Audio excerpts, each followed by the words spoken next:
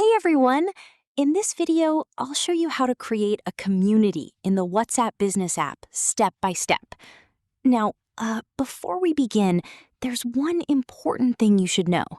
Right now, the community feature is still not officially available inside WhatsApp Business for many users. So if you open the app and you don't see the Communities tab, don't worry, that's completely normal. Here's the workaround that actually works. First, open the regular WhatsApp app instead of the business version.